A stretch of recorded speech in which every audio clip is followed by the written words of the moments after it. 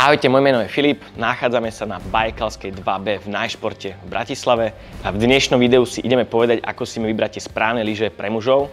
Zhrnieme si aj to teda, že aké robíme najčastejšie chyby pri výbere lyží, akú si zvoliť samotnú dĺžku lyže a potom vlastne, že kde chcem lyžovať, aký oblúk a tak ďalej, takže poďme na to. Začneme s lyžami na veľký oblúk, označované ako GS Giant Slalom. Lyže sú prevažne teda určené pre pokročilých lyžerov alebo lyžerov, ktorí naozaj už vedia lyžovať.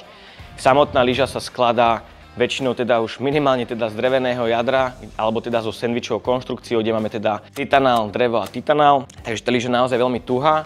Prevažne stred pod lyžou, alebo teda pod tým viazaním má od nejakých 65 mm do 71-72 mm.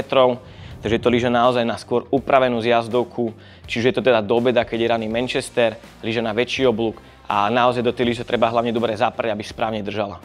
Čo sa týka samotnej dĺžky lyží, alebo teda výberu pri takýchto lyžiach, a jak som spomínal, je to lyža pre fakt, že pokročilých lyžiarov, tým pádom naozaj tú lyžu budem vyberať od nosa a potom vlastne ešte vyššie a môže to byť kľudne aj nad mojou samotnou výškou, kde naozaj tá lyža bude potom stabilnejšia v tom oblúku, musím sa do nej naozaj že opreť, aby tá lyža veľmi dobre držala na tom svahu.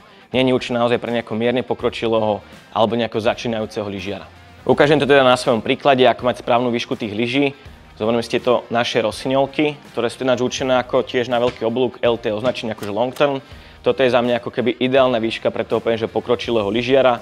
Keby som bol naozaj že vynikajúci lyžiar, a tzv. Ten expert pretekár, tak kľudne tá výška lyže môže byť naozaj že vyššie odo mňa, aby ten oblúk bol naozaj väčší a pekne ma podržala. Čo sa týka samotného rádiusu alebo polomeru točenia pri tých lyžiach, tak pri tých lyžiach, ktoré sú teda označované ako obrakové, tak ten rádius je od nejakých 14 metrov a vyšší, takže naozaj lyža proste na ten veľký oblúk. Prejdime teraz na slalomové lyže. Slalomové lyže takisto ako lyž na veľký oblúk, prevažne sú to lyže teda skôr pre tých pokročilých lyžerov, čo už vedia lyžovať, majú nejakú zvládnutú techniku lyžovania. Taktiež tie lyže už majú v sebe v rámci toho jadra zabudované nejaké drevené jadro, karbonovú výstuhu, po prípade tiež titanál alebo teda sendvičovú konštrukciu. Lyže teda sú určené skôr na menší oblúk a upravenú tú zjazdovku. A čo sa týka samotnej výšky tých lyží, alebo teda ako si brať správnu dĺžku lyže, za mňa ideálna výška je určite ísť cca do nejakých výšky pier, cca až nosa, kde ako keby tá lyža bude spĺňať tú samotnú výšku. A lyže, keď sme si brali moc krátke, ako napríklad teraz tieto zrovna atomiky, čo mám, tak tie atomiky budú krátke, už ten rádius bude menší a bude ma skôr pretáčať pri tých lyžiach. Takže pri mužoch naozaj by som vybral ako keby tú výšku približne po ten nos, od pery po nos je taká ideálna výška. Čo sa týka samotného rádiusu, tak rádius je tu pri tých lyžiach od nejakých 9 do nejakých 13 metrov, v závislosti vlastne ako je samotná výška tých lyží.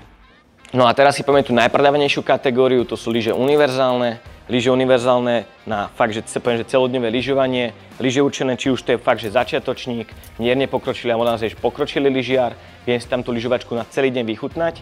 Aj naši zákazníci takisto, keď prídu k nám, veľakrát nevedia, že čo si majú vybrať, alebo teda čo by bolo pre nich ideálne, tak ich sami navedieme, že či už lyžujú naozaj že do obeda, potom po obede, alebo je to nejaká jarná lyžovačka, jazdiť s deťmi napríklad.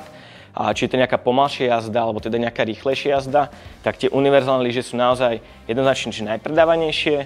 A čo sa týka samotného jadra, či to je kompozitové, drevené, karbonové, a takisto tam vlastne môže byť titánová výstuha, takže titanál, drevo, titanál, ako pre tých pokročilých lyžiarov. Čo sa týka výberu samotnej dĺžky tých lyží, tak by som vyberal pri týchto lyžiach, a tam môže byť naozaj že rôzna dĺžka. A pre toho poviem, že začiatočníka, ktorý začína, tak tú samotnú výšku lyže môže mať približne po nejaké pery. A samotná výška potom pre nejakého pokročilého lyžiara môže mať približne že nos až poviem, že obočie. A naozaj vynikajúci lyžiar, ktorý si zoberie tú univerzálnu lyžu poviem, že kľudne dlhšiu, tak tá lyža bude potom stabilnejšia, bude lepšie držať. Pri výbere tých univerzálnych lyží aj u nás na e-shope máte rôzne poviem, že filtre, kde si viete naozaj pekne vyfiltrovať to, že ako si vybrať samotnú tú lyžu. Určite si tam vlastne vašu výšku a potom, že skúsenosti lyžiara, mám tam možnosť aj to, že vlastne si tam dám to, že rovná, že univerzálnu lyžu si tam vyťuknem a vám ukáže pekne ako keby možnosť tých lyží, ktoré by boli pre vás ideálne. Takže takéto názory by podľa mňa chcel každý lyžiar. Poďme ešte dokončiť tie naše univerzálne lyže. Lyže univerzálne sa vyberajú na základe ešte aj šírky tej samotnej lyže, kde máme vlastne šírku od nejakých 72 mm do nejakých 88 mm. A za mňa je ideálne vybrať lyže šírka 89 mm. Veľa ľudí sa toho bojí, že tie lyže budú naozaj široké, budú neobratné ale naozaj lyže, ktoré sú širšie, sú naozaj veľmi komfortné na to celodňové lyžovanie. Takže naozaj, keď si lyžiar, ktorý nevie, čo chce lyžovať naozaj možno celý deň, tak ako som aj spomínal, určite siahni po univerzálnych lyžiach a tú výšku a nebojí sa zobrať si naozaj dlhšie lyže. Veľa zákazníkov u nás si povie, že chcem lyžu kratšiu, aby bola obratnejšia, ale zase aký mám váhu, teraz poviem, neviem, zákazník má 90 kg, má 100 kg, pomerne je vyšší a tak naozaj, že tú lyžu by si mal zobrať približne ako keby po výške nejakých úplne obočia, kde tá lyža bude potom stabilnejšia a naozaj tú lyžovačku si maximálne vychutná. Kupované lyže v Najšporte dostanete samozrejme s viazaním, je to veľmi jednoduché na to nahodiť viazanie. Doneste si samozrejme lyžiarku rovno ku nám, stačí jedna, kde vám vlastne viazanie priamo nastavíme na vaše staré lyžiarky na nové lyže.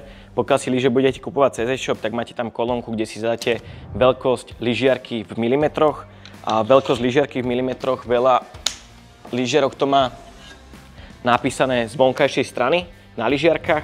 Je to písané vlastne v milimetráži, kde vlastne tým pádom tam vidím ten skelet.